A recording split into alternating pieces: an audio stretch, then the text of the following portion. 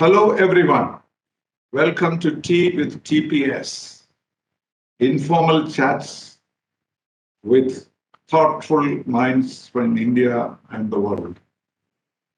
Today, we have two distinguished guests, Mr. PRAMOD BAGRI and Mr. SANDEEP KUMAR. What brings them together is that they have jointly authored a book on the finest financial minds in India. So they are bringing to this program not just two of them, but six financial wizards in the corporate world. They themselves belong to the corporate world. Mr. Bagri is a chartered accountant and data analytic professional, worked in different corporate bodies. And Mr. Sandeep Kumar is a founder and CEO of a private investment platform. So they are themselves made a mark in the corporate world. And for some reason, they decided to introduce six others who have made a mark in the companies they are working for. So if you look at this book, you will find those six pictures on it.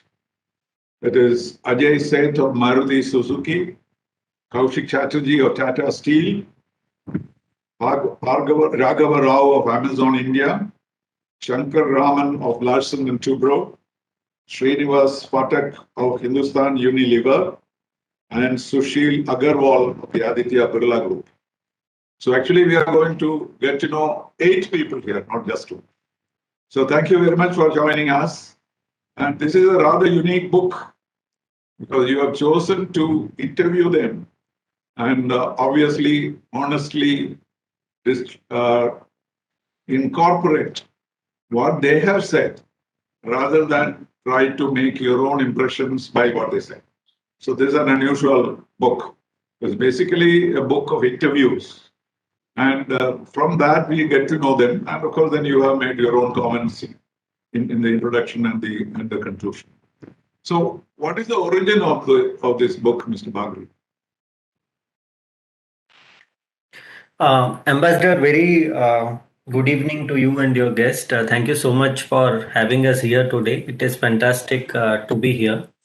The origin is fairly simple. Me and Sandeep were discussing on the role of a CFO for quite a bit. And what was very surprising is that there was very little content or material, right, on the role of a CFO or CFO themselves. If you think about it, there are so many finance students who graduate out, right? I mean, are people who aspire to be finance professionals, right? Are there are young finance professionals, right? There are CFOs or much smaller companies? Are there are different stakeholder who deal with CFO? Rarely will you find anybody who doesn't deal with a CFO. And yet there was very little material on the CFO themselves. Right. So what used to happen was, me and Sandeep chanced upon this conversation, and we then thought, why not, find out and put a book together on the life journey of these CFOs if there are lessons that we can take out of it.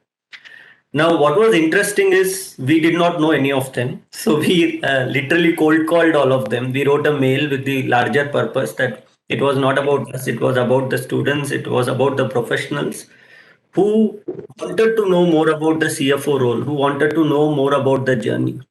And that's where all of this started.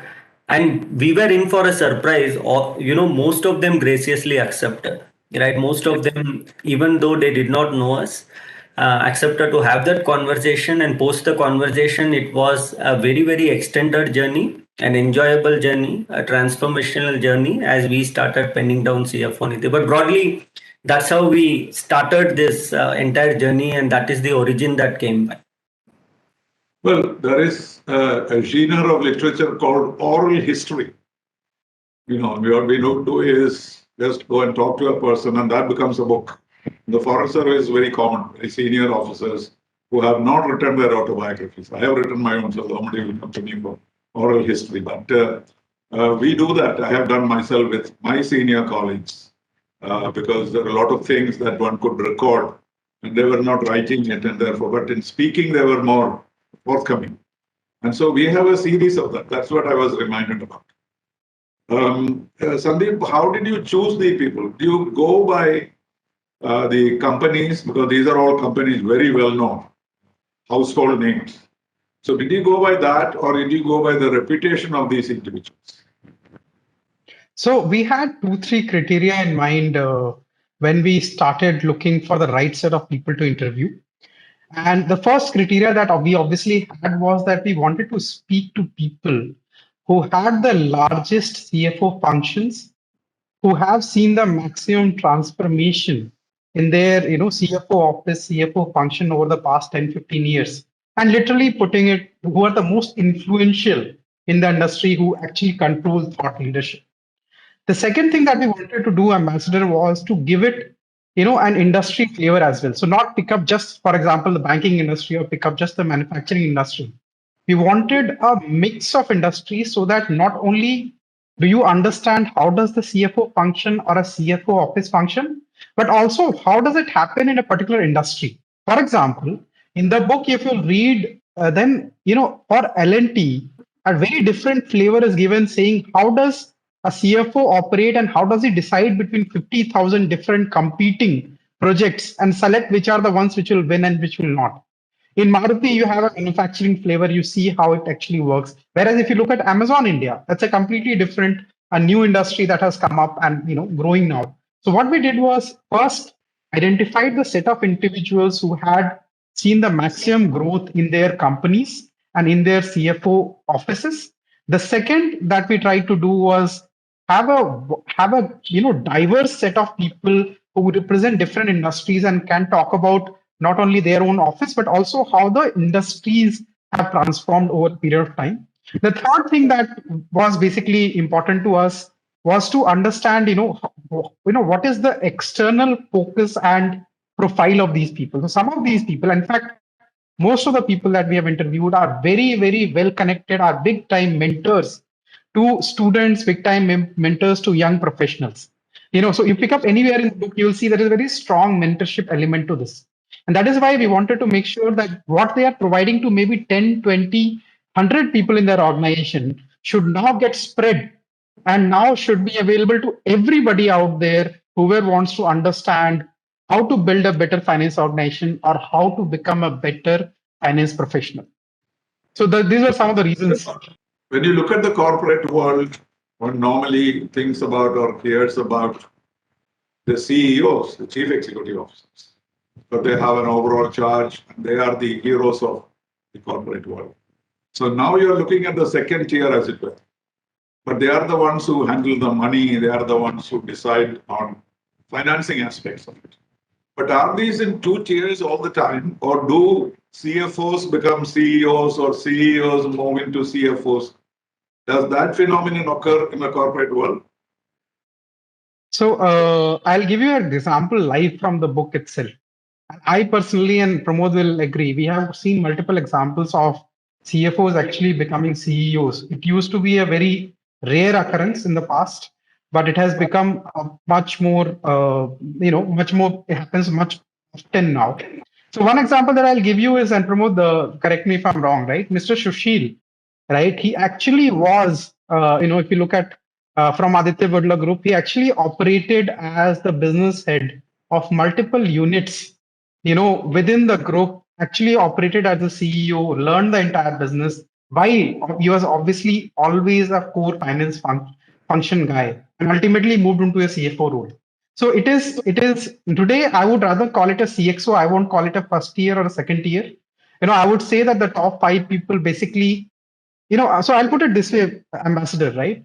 Today, the CA finance function is no longer the controllership function. It is no longer people who say yes or no to financing decisions or give approvals. It is an integral part. It is literally like where the CEO sits, the CFO sits next to him and helps him make strategic decisions.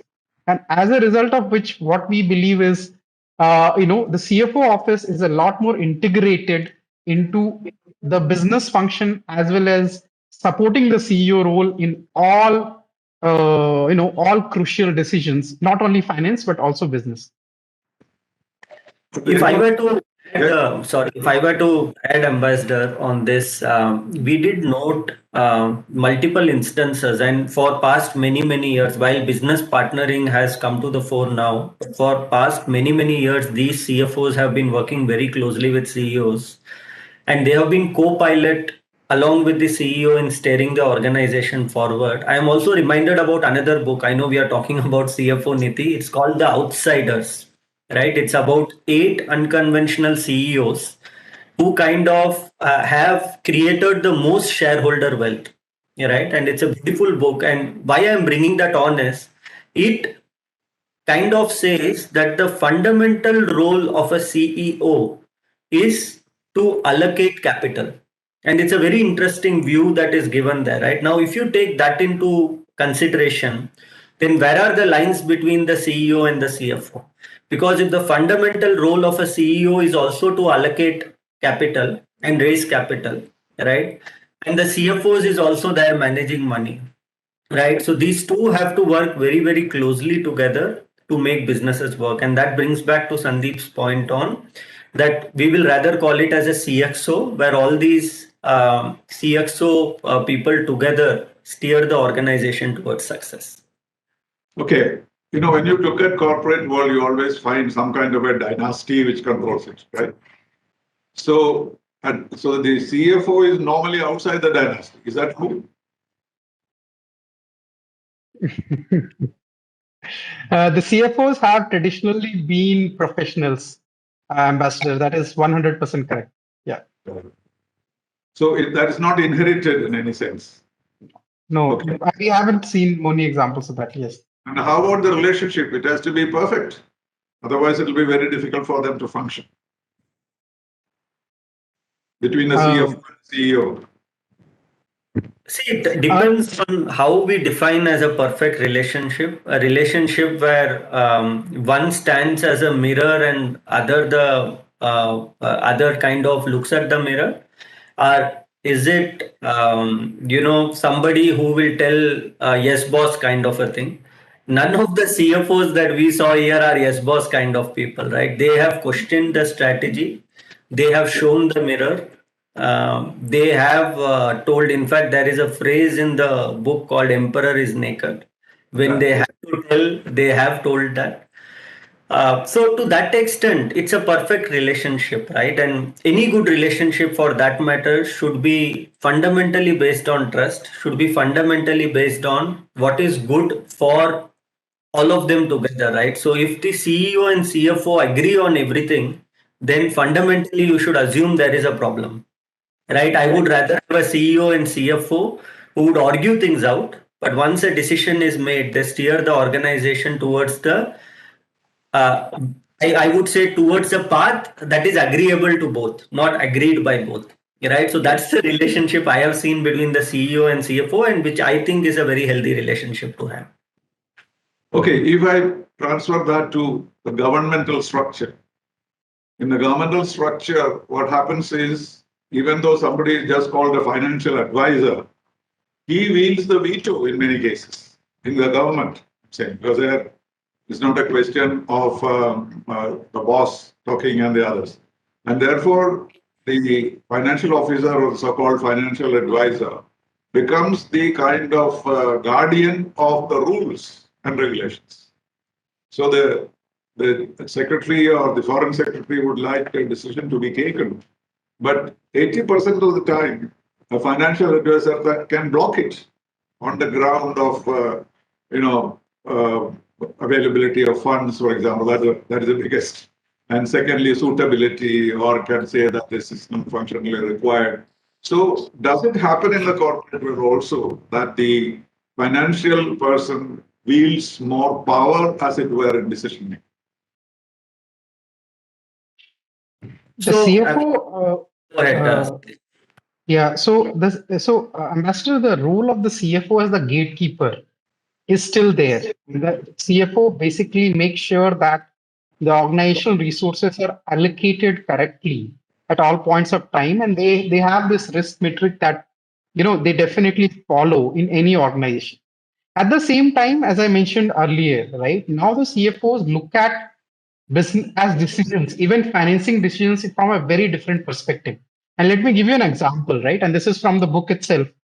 When Mr. Raghava Rao of Amazon India talks about how Amazon finance function makes financing decisions. The example that they gave was that if I have to send 3 parcels to a customer, should I send it all the 3 parcels together and risk a delay of 5 days? Or else should I send that in 2 different parcels, making sure they reach earlier and the customer is delighted? So what is for what the business would want is everything reaches the next day. What the finance would want is the least cost of sending the parcels.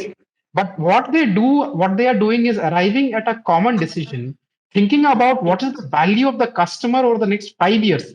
And as a result of which, does it make sense for me to spend a little extra today to delight the customer, to make the customer happy?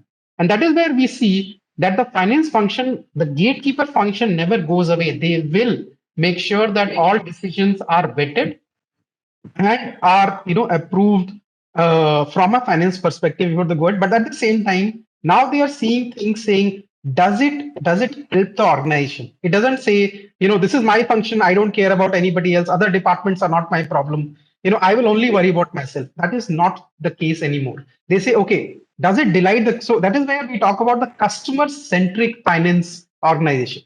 So does it delight the customer? Does it benefit my vendors? And then decisions are made for a longer term rather than saying, for the next quarter. And that's where we see a fundamental shift happening. At the same time, the CFO office is a controllership and will always make sure that decisions are vetted and approved, vetted and checked before they're approved. Well, I know very well the system in the United Nations, for example. I spent about 20 years working for Indian mission in the UN at the headquarters. There is a very good system by which the political bodies, we have first committee, second committee, third committee, etc. And they all take decisions on a political basis. And then the fifth committee, which is called the Administrative and Finance Committee, vets each of these. And finally, the decisions are taken by the fifth committee, not by the first committee, because on that altar of financial stability of the United Nations or whatever, they are able to rule out projects which may be otherwise very good. So that happens. I suppose a similar exercise takes place within the corporate world also, I presume. So here, Ambassador, maybe the way we can look at it is there are going to be white and black decisions, right? So some things that will absolutely not make sense, wherein financially it is a disaster. So no doubt the CFO is going to be blocking it, right? But let's talk about the gray ones, right? Which is neither white nor black, right? But the gray ones. So one that will allow you to take some risk, right? But then the reward on the other side is going to be a lot more, right? So the traditional CFO will look at things like, okay, is my debt equity okay? Is my EBITDA to, the debt is okay or not, right? And suppose you are getting into a large expansion, right? The current CFOs and most of the CFOs that you are having in the book right now, what we realized is are also partners for growth. So they are not mere bean counters. They are not mere people who will take a stand across saying that, okay, you know what, this is below this metric, so I'm not going to approve. Rather, they will take a informed risk around what is good for the business, what is the kind of probabilistic risk we can take on this and move ahead. Why I'm bringing this on is they are still gatekeepers, but the change that has happened is the ability to take the bold decision to be the business partner and to make sure that the businesses flourish is fundamental to the role of CFO as well today. Well, in these conversations, I did not come across a situation where a CFO was talking to you about his problems with the CEOs. Did that occur at all? I'm sure that may have occurred, but it's not. We haven't had that discussion with the CEOs. Would be something very interesting to add as well. So if you look at one of the conversations here, Ambassador, and this also brings the a lesson on corporate governance. So Sushil Agarwal, who is the CFO of Aditya Birla Group, was in a room, and what really happened was he saw Mr. Birla having a conversation with Mr. BK Birla, right? And that was on the pulp prices. So what used to happen is Mr. Aditya Vikram Birla used to manage one part of the business for his shareholder, and the other part was managed by Mr. BK Birla, who used to own businesses that used to supply the pulp. Right. So one was the buyer of pulp, another was the seller of pulp, but all is in the family. Right. But what happened is he was standing there, and all both of them were kind of negotiating the price in a very hard way. It will look as if a vendor and a customer is negotiating hard, right? And then Mr. Agarwal questioned Mr. Birla, saying that, I mean, why are you doing all this? At the end of the day, it's all in the family, right? I mean, why would you do all of this, right? And what he answers is that, at the end of the day, I am working for my shareholders and he is working for his shareholders, right? And and so both of us are very different. So it's not that these people don't go ahead and question. These are brought out in very subtle ways in across the book, right? There are many more instances that happens, right? Many more stories that are there as we read through this book, where there is the CEO and CFO taking an informed call on something which is gray in nature, as I explained, not white and black there. Okay, among these six, what did you see as a common factor? How do you identify a good CFO? What are the qualities that you look for? And what is it that you found among these six people?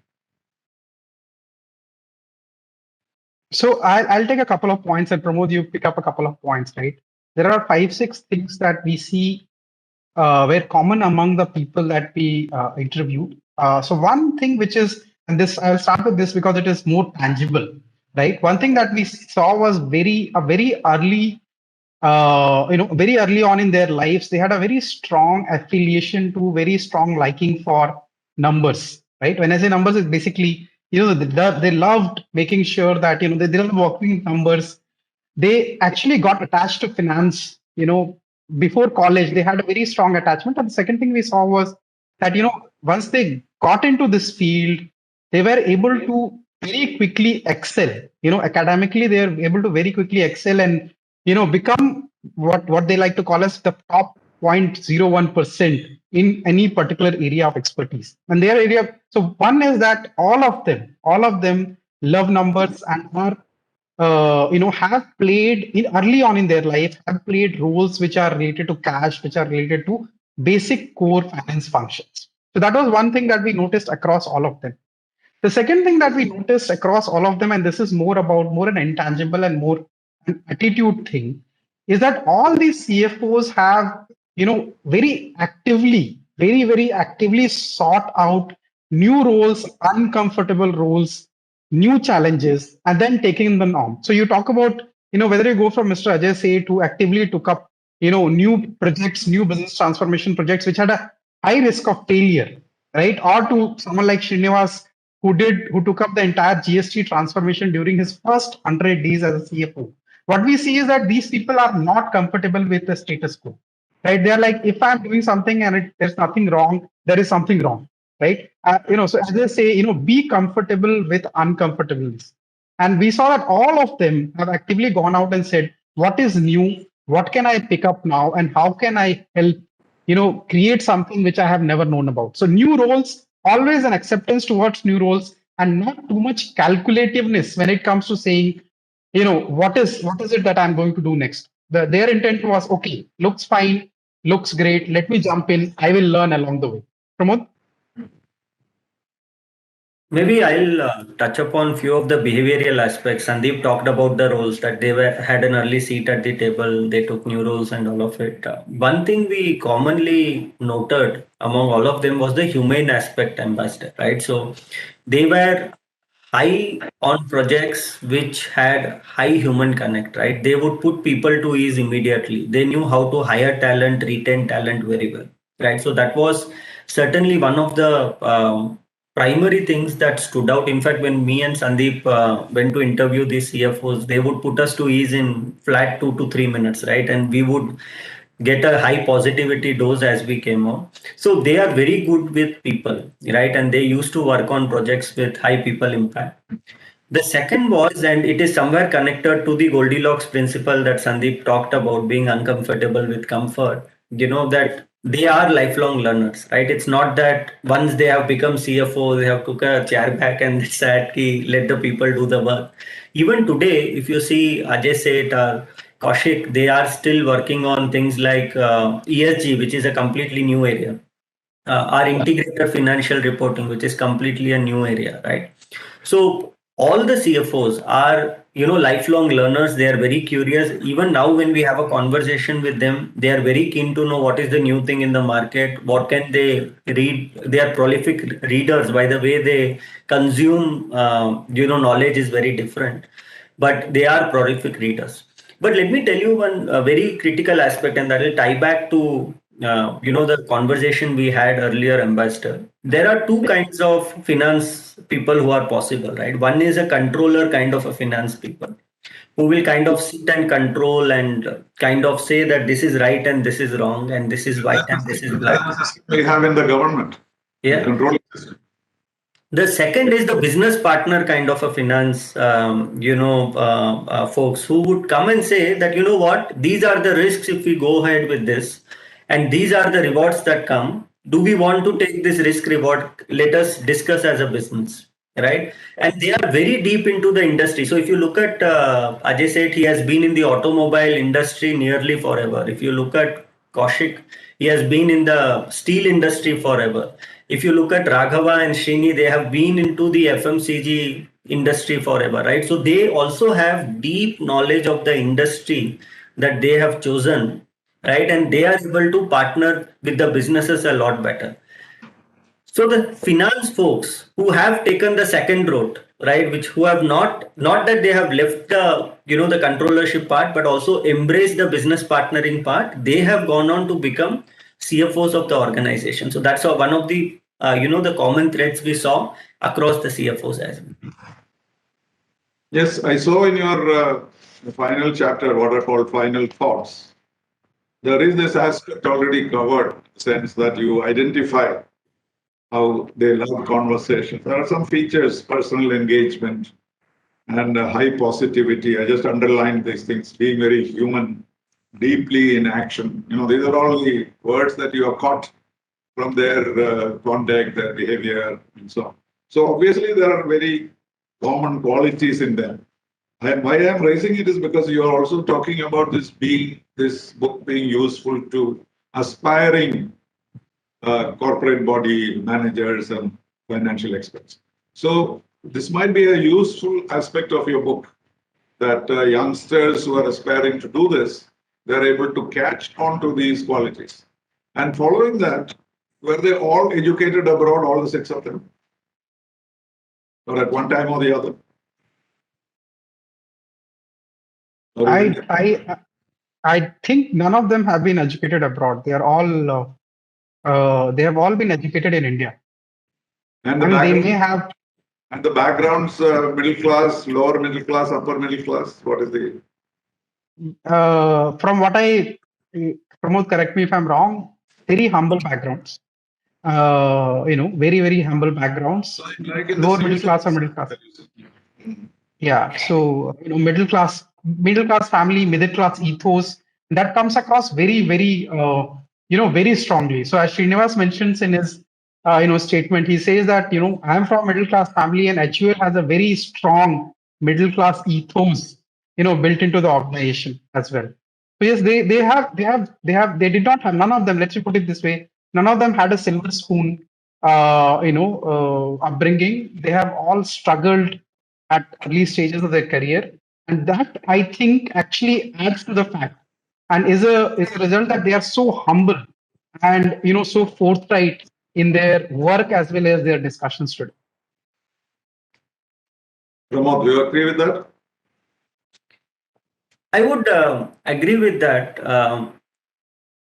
The one thing commonly they understood in life was that having a good education and working hard was the ticket to success, right? And maybe that is true. And All these are pretty subjective definition in my mind. In fact, what is a middle class and what is an upper class? So to that extent, all of them could afford an education. All of them were comfortable that way, but they also knew that if they were to really succeed and be big time in their life, they had to kind of rely on education and hard work, and that comes through in multiple interviews. In fact, in the entire life journey section, they start with how their upbringing was, what are the values, some anecdotal things on why that values stuck with them, and how they applied those values later in life, right? And all of those we can call as middle class ethos that exist for sure. But that may not be something to do with their economic situation, but the manner of thought or the upbringing that was done for them. And how about basic education? Were they all in science, technology, or art subjects? Again, I'm thinking of the aspirants. What is the background of all these people? If you want to be a financial expert, you have to be an accountant, or you can do anything else and then train yourself for it. What is your assessment? Either of you. So they have been very, very engaged with numbers. Five of them are chartered accountants. One is a engineer and MBA. So they have been intensely into numbers. If you don't like numbers, maybe you may not end up liking finance. But anybody who likes numbers, whether as an engineer or a finance graduate, may turn out to be a very successful finance guy. But my other, and it has not come out in the book, but through the other interactions that I have had with multiple CFOs, what I have got to see is that your initial education has a lot of bearing for you to enter into a field, but not on how you grow in the field, right? So there are quite a few examples who could have entered as technologists, but later on may end up as a CFO. As I said, because CFO's role is also to understand the business well, right? So there you would see a lot of these business folks who would mature into a CFO and then run the businesses very, very successfully, and the vice versa, right? So there are many, many CFOs or many, many finance folks, so called, in the country who have ended up in their creative life, who have gone to, even being movie directors, producers. So I think the early education has a bearing, but it will not be a certain path to a particular thing you may mature into future. Just one thing to add here, Ambassador, is, till 12th, at least till 12th standard, none of them had this inkling saying, okay, I'm going to become a chartered accountant or I'm going to go into finance, right? So all of this, the initial years of their life, they are very, very different, areas, maybe focused on science or commerce or something else. And, at some stage during college, or immediately after college, they realized, they got into finance, they realized that they really liked it, and then they took it up. So, there is a diversity when it comes to early years of education, but when it after that, some sort of an advanced degree in finance, whether it is a chartered accountancy or whether it is an MBA in finance, is definitely a common theme across all the same. Well, if you look at the CEOs in the United States, many of them Indians, heading very important, very, very big corporations. Yeah. Initially, it was felt that they all had to be engineers or mathematicians, etc. But now that has changed considerably. Many philosophers and economics of course is understandable, but even someone who has done history or politics, assuming these positions. So, Yeah. generalist chief, maybe if he has a good specialist CFO, that may be the best the just best combination. I get that feeling. Is that so? Because the generalist can bring in his experience in various ways, while he can focus on technology, particularly now, when almost everything is based on technology and the advancement of it. So that kind of a combination is what is developing. I get that feeling. Maybe wrong. So by its definition, Ambassador, and having run a company now for 2.5 years now, start off on my own, what I can say is that CEO is basically the orchestrator of things in the company. And coming back to what Pramod said about capital allocation. So the role of the CEO is very simple. He has to identify what area to target and what is the right product market fit. But beyond that, there are only two big things that he has to do. He has to bring in the right people with the right expertise who are smarter than him, not dumber than him, who are smarter than him, and convince them to join a common goal to grow the organization. And the second thing is bring in the right capital, bring in the right resources to these people so that they can actually deliver what they have been hired for. So if you look at that perspective, the CEO, whether it comes from engineering or whether it comes from any other background, ends up being a journalist in the organization. Anyways, he is someone who isn't supposed to be a subject matter expert. He is someone who's supposed to be an expert in the business, an expert in managing people, and an expert in basically managing aspirations towards a common goal. Whereas the CFO and now you've got new functions like chief digital officer, right? So CFOs, CDOs, CTOs, all of these people, while they may be great journalists, will definitely have a very strong affiliation, to any particular field, whether it is technology or finance or digital or any other tech area. Yes, mentioning Chief Digital Officer, I must share my personal experience. My son was the first Chief Digital Officer of any university. He was in Columbia. He was the Chief Digital Officer. Then he moved on to the Metropolitan Museum, again as Chief Digital Officer. Because now he's running a digital company. He's left both. So there were very few at that time. I remember a lot of stories appeared in Wall Street Journal when he became the Chief Digital Officer of a university. People are asking, what are you? Are you going to manage their computers? Not at all. There's a very different experience. Even we were thinking, why is he becoming Chief Digital Officer after having learned journalism? It's a creative right. And so. But then that combination was brought about in the university. Now I think it is quite common. Almost every organization has Chief Digital Officer, other than those who control the computers. Anyway, coming to the specific, would you like to make a comment on each one of them, some characteristics that you have? Or is it too much personal? Okay, let us look at Ajay says. What would you think that are his strong points?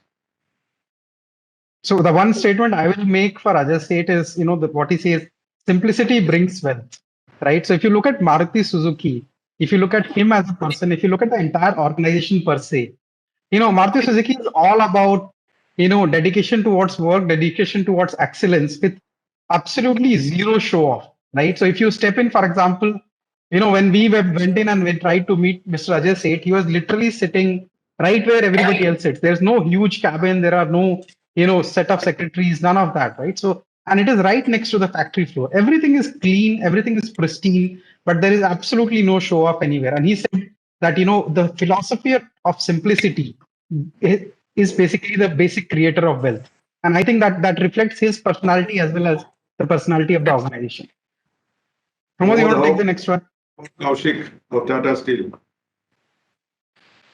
There is a lot to talk about Kaushik, but one thing that stood out is his theme about perseverance, right? So if you talk to Kaushik, even in a storm, he'll be very calm, right? I mean, he's the person who can be very, very calm in a very crisis situation. He also, what I understand as I spoke with him and many other people around him, so that calmness also behind that is a very bold CFO, right? So Kaushik, the one thing that stands out, and in fact, he follows Swami Vivekananda plaque that was given to him by his father when he was in 12th standard, if I recollect it right, which said that nothing in life can be, nothing worthwhile in life can be achieved without obstruction, right? And the people who persevere will actually make it to the end. And that kind of stands out very, very clearly, right? His perseverance, that feeling maybe brings that calm leadership that is there with Kaushik. Another thing that stands out for Kaushik is the sola nobilitas virtues, right? Which is the school motto he had, where he said that the nobility is the sole virtue of life, right? And all the decisions that are taken are based on the nobility factored in as well. So that would be about Kaushik. How about Raghav Rao of Amazon? Sandeep? So, so two things I'll mention about Raghava. One, Ambassador, you there, right? Yes. Hello? Okay. I can hear you. So, two things I would love to mention about Raghava. One, which I was personally very, very impressed with, is that Raghava is a person who does his homework and does his homework to the nth degree. He's always prepared. He's very hardworking and is always prepared, even for a discussion like ours, which was an informal discussion, and he didn't really have to do anything, talk to us. We remember that he prepared. He made sure that he had answers to the questions.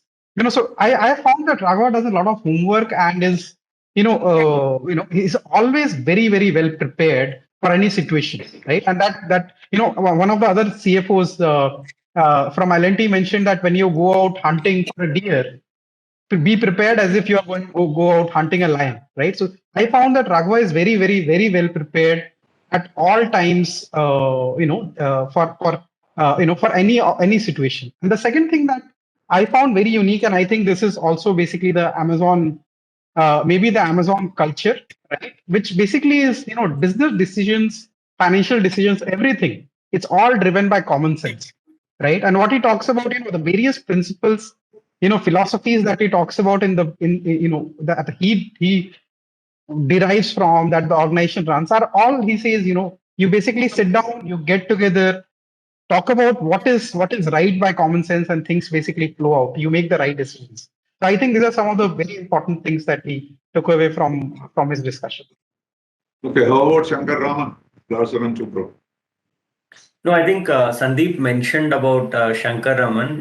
One is the preparedness, right? So he goes by the motto. If I remember, it was given by Mr. Nayak to him, that when you are out to hunt a deer, prepare for a tiger hunt, right? So that was the motto that was given. But apart from one thing we found was the respect that he gives when anybody approaches, and that the humane aspect of it, right? We still recollect when we went for the interview, he did not have the mobile with him, right? And the mobile was, and you have to imagine that he's a CFO of a large company, and many days later we found out that he was also in between a very large transaction, right? In spite of that, he did not have the mobile with him.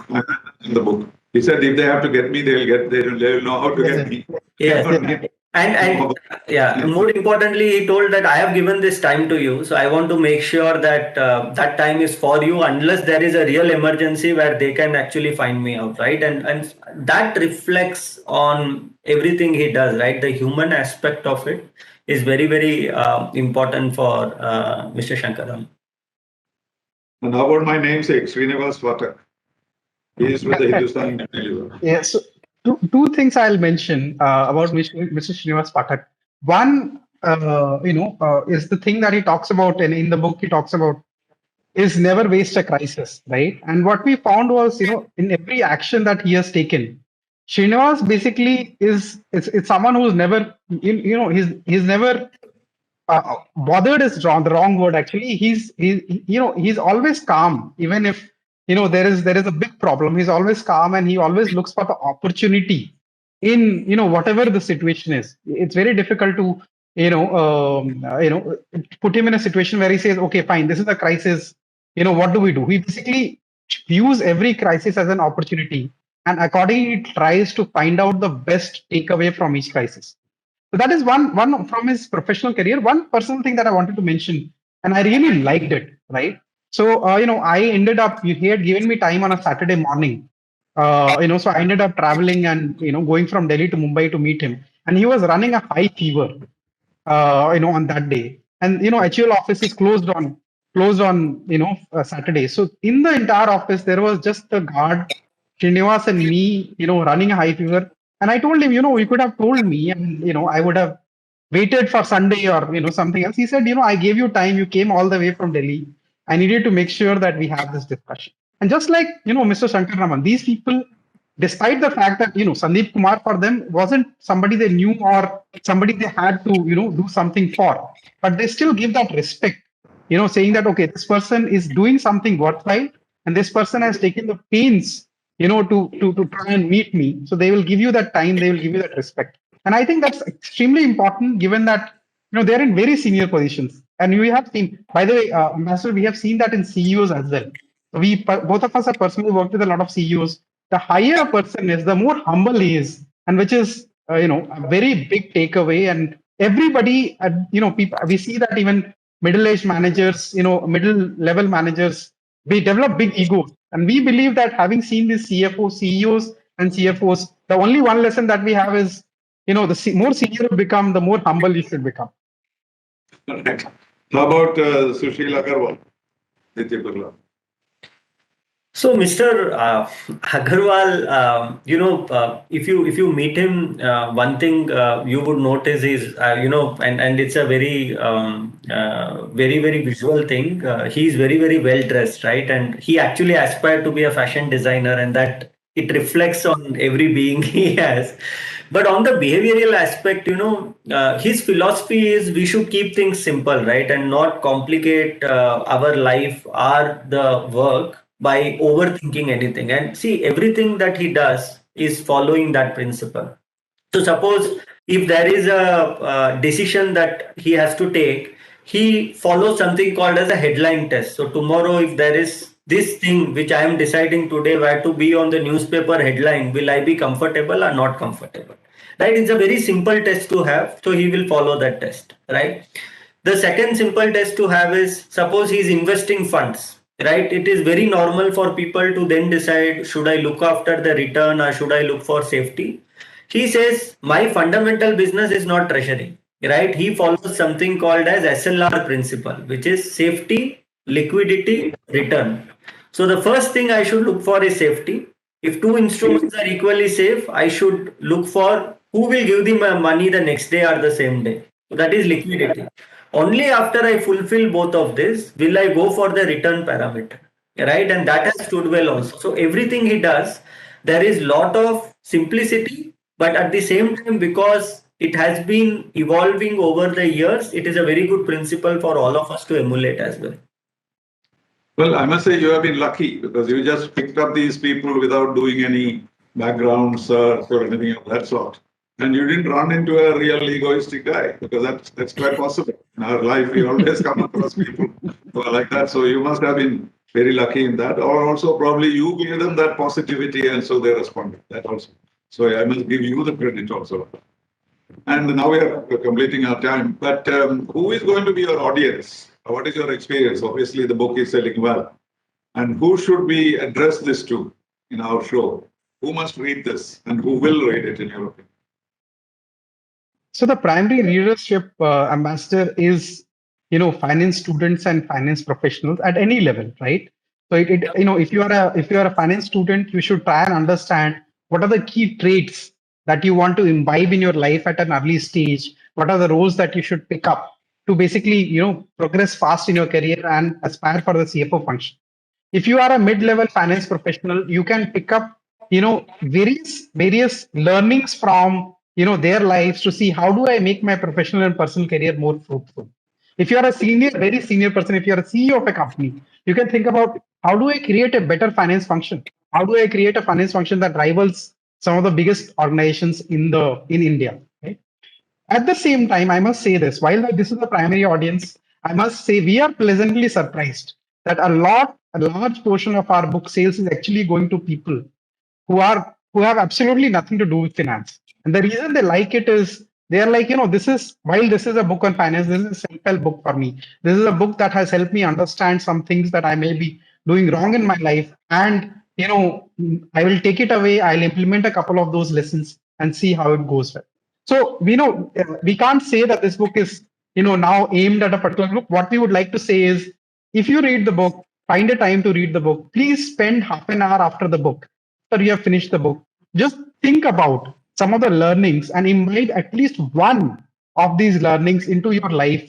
Use it practically, and then see if it helps you improve your professional personal. This is our personal request, so that it will really help us. The objective with which we started this book was to actually make sure that some people learn something and make their lives better. If that happens, you would be the happiest. And that is literally our target audience. No, that's obvious because you keep talking about takeaways, for example, from each of these lives. Then finally, you give the final thoughts that these are the kind of things that we found in them, etc. Generally in the West, the self-help books are very popular.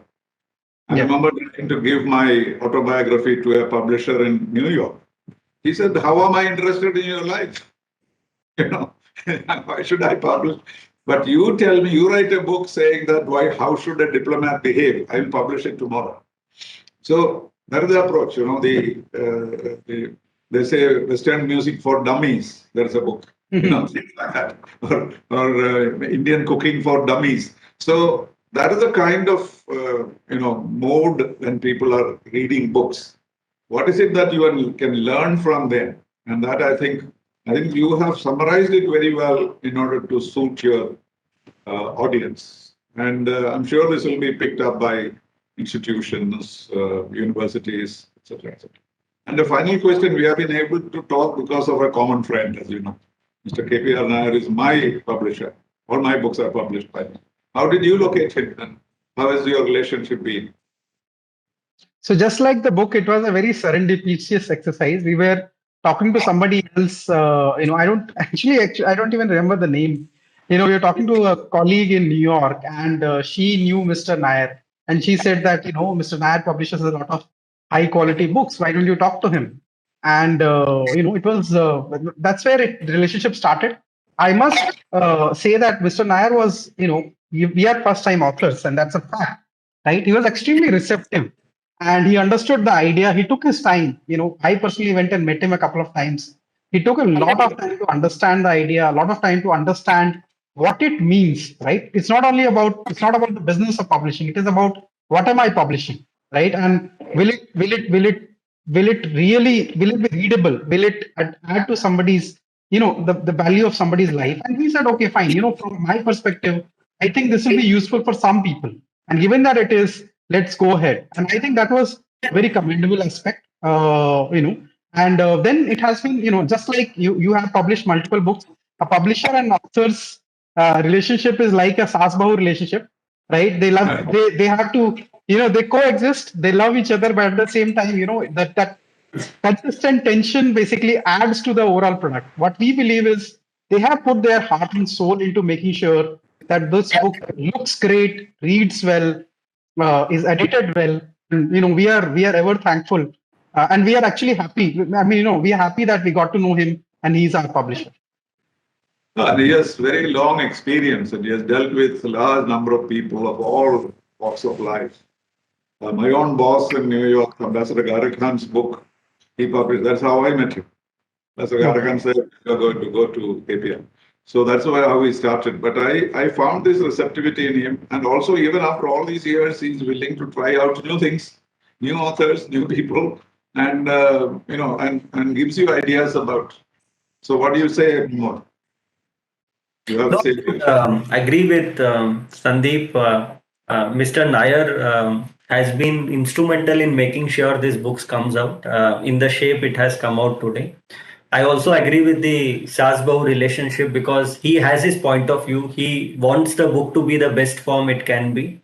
But at the same time, he's not very pushy that only my thought should remain, right? So he is also receptive to the idea of the authors, which many publisher may or may not have that, right? So he will also give you your creative space to voice out what you would like to look into the book. And if he then gets convinced that this is right for the book, right for the audience, then that would get incorporated. So similar to the CEO, CFO role that we spoke about, it is a very good relationship that came through. In fact, if you look through the book, there are very subtle aspects that are there. So if you look at and if you go through I'm sure you have gone through Ambassador the entire process. The color pages are in different parts of the book and not at one part. So that complicates the entire printing process. Another complication on the printing process is that there are perforated pages out there, right? So every key takeaway can be actually tagged down and pinned down to the kind of the board for somebody to actually look at it if they get very inspired and really say that whether it's possible or not, right? And when we came with this idea, I would imagine a normal publisher will tell, "Yaar, kyun headache lete ho? Why are you doing all of this? Let's keep it simple. Let's put all photo at one place." But he was not like that. He understood that what was the true intent of it. He said, "It's a very good idea. Let's go with it." We had a lot of discussions on what should be the name of the book. We had a lot of discussions the design of the book. internal inner design, outer design, right? Where it should get placed, how we should take it to the audiences. So it was a very, very interactive process that happened, and I'm sure the shape that it is today is the large part of it is also contributed by Mr. Nair. And I must say, his supporting staff is also excellent.